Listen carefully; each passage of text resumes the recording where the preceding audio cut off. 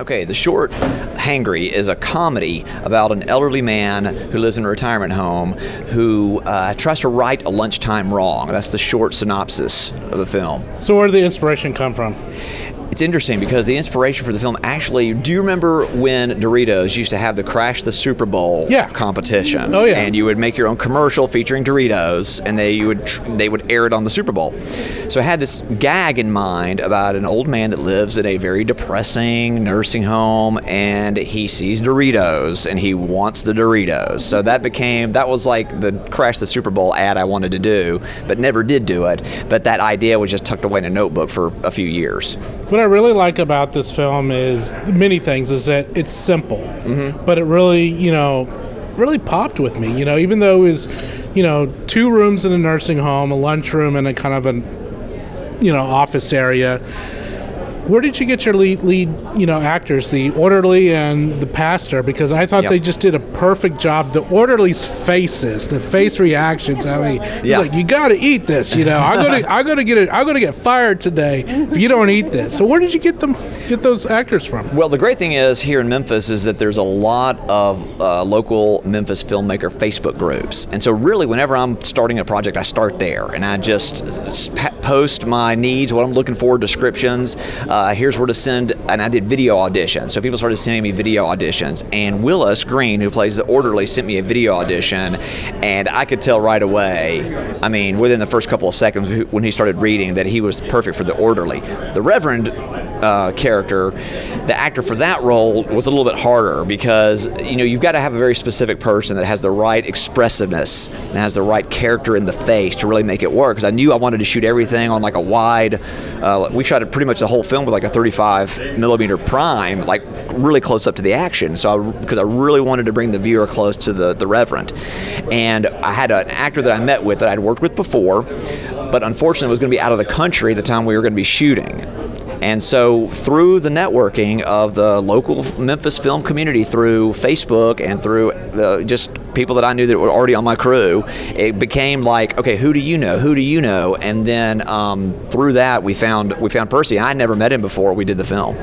He was just excellent. So let's talk about the location. Where did you shoot this? Because in order to be in the Film Prize, you had to shoot within the boundaries of Shelby County. Right. So where did you shoot this? And talk to us about, the set decoration. Because to me, the little things like the teeth, the false teeth, and the Bible, and the fried chicken, and just the, women in the back kind of at the desk area being busy, that all brought everything together. Yeah. Well, we shot it. I can say this about the location. It was awesome, and we found exactly what we needed at the location, and the location manager was wonderful. And I can say that we shot it in Collierville. I can't say where we shot it, only because and I wanted to give credit to the location, because I said, look, we'll give you screen credit for letting us come in here. And she said, don't worry about it. We don't want any credit. Don't even mention it. And so out of respecting her wishes, we can't publicize where we shot it. But just to say that most everything that is on camera was, almost all of it was there on location. Now, Monica did a fantastic job in coordinating our art director and our art department in bringing in what we needed to dress up the set for the background. Because, although everything was pretty much the way we wanted it, we had to be respectful of privacy things. So we had to cover up certain things, certain names, certain things. And so Monica kind of coordinated with art to just kind of dress that whole background, and she brought in the whole kit of stuff along with our art director to dress it up. How long did it take to shoot this? We shot it in 2 days. We shot it over a Saturday and a Sunday. So it was great. We wanted something that could be done quickly in a weekend, but not rushed.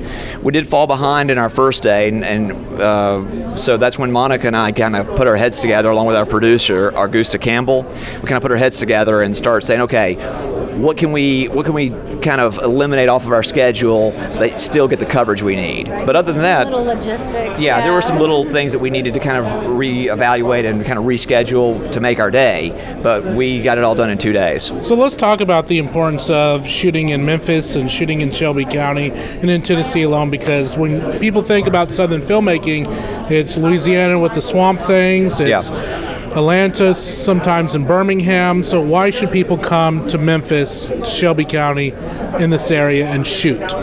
Well, you can chime in on this one too, Monica, because you've been here longer than I have. I've only been in Memphis since 2012, but I will just say just the versatility that Memphis has to offer, because you can go down, just a few miles from here and you're at the river, and that's a completely different look than you would be if you were in North Memphis or South Memphis or Orange Mound or Frazier. I mean, you've got a lot of different types, and then you're downtown on the South Main area, or here in Overton Square. So everything is a little bit different, and I think you'll see it with the top 10 films in the Film Prize that, you can't believe that all of these 10 films were shot in Shelby County. Like Rob Rock's film is all rural, and and then you've got ours, which is more just standard retirement home. Could be anywhere.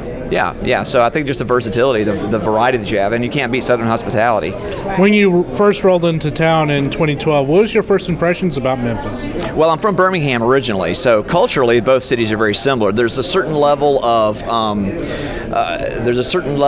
how shall I say, just this eagerness about both cities because they want to kind of prove themselves in a way. Birmingham's competing with Atlanta, Memphis is competing with Nashville, so there's always this kind of spirit of like, we got to prove ourselves, and that's similar between Memphis and Birmingham. So there's a lot of revitalization and energy from both cities. So it wasn't really a culture shock or anything, but there's also a level of cynicism, I think, from both cities that Memphis is trying to get over, that Birmingham is as well. And so I think things like the Film Prize help to show, it can be done in Memphis, and it should be done in Memphis. You talk about, going to Facebook and finding these different support groups and actor groups and stuff. You guys are all friends here. You got 10 different films. You know each other. So tell us a little bit about the friendly competition, because it's not like I got to win and everyone's got to lose. You guys are rooting for each other, right, and rooting for your own film as well. Yeah. I don't know that we're rooting too much for everybody else on this one, right? We want to win the $10,000. But yeah, no. So for example, Rob Rock from DeSoto Arts Initiative or Institute, his film Truth Lies Upstream. He was my cinematographer on our film that Monica and I did 2 years ago called Big and Tall, and so Monica has worked with several of these filmmakers through the years. I've worked with Rob. I've worked with some others, and so yeah, you're right. There's this spirit of, hey, I'm so glad that you're here. I'm so glad that you're here. Good luck with your film. I think we're all equally proud of each other. It's really cool. The thing I love about our independent scene here is, and that's what I really fell in love with 15 plus years ago when I got onto it and found it, and it was just such a small thing at first, and it's just blown up, and I'm just so amazed at all the waves we've made and how far we've come.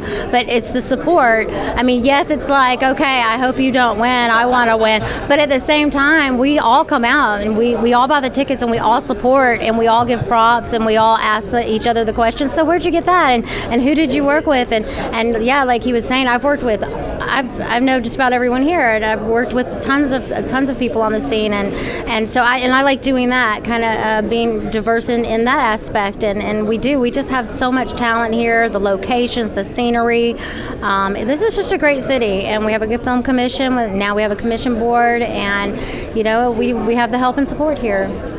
What's next for this short? I mean, I would love to see this as a feature because, your main character, the pastor, he's a little rebel rouser. I like to see him, what he's really like in life and his background. Right. Well, yeah. So far, we've submitted it to probably 5 or 6 other film festivals, and within the region. So we're going to try to get it into as many as we can. That's reasonable. We don't want to, because you could spend a fortune on submission fees for film festivals. So we want to be strategic, obviously. But yeah, we want to get it. We want to get people to see this film. We want to get recognition for the cast and crew that worked so hard on it. But yeah, there was a longer script in my head when I first started writing HANGRY, and the scene in the dining room between the Reverend and the orderly was going to be the opening scene of a longer film. But I started getting into it, and I said to myself, this is going to get a little too unwieldy for a short film, and really the dining room scene became the film. That's all I needed. But yes, there's a longer backstory, and there's a larger idea there that who knows, we might explore down the road. Oh, I think that'd be great. I could just see it now. I can too. I think it would be hilarious. Last question, what's next for you guys professionally? For me, right now, is going to be getting HANGRY into as many festivals as I can, and going around to those festivals and trying to promote it and get people to see it. And then I actually have a treatment for another short that I'd like to do. Don't know if I'll be able to do it for the 2020 Film Prize yet, but I know that I will definitely call Monica again for whatever I do, because she was my first AD on Big and Tall and HANGRY.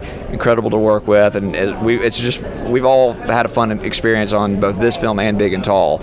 So whatever I'm doing, Monica and some of the others that have worked with me on these past 2 films will definitely be a part of it. Sweet.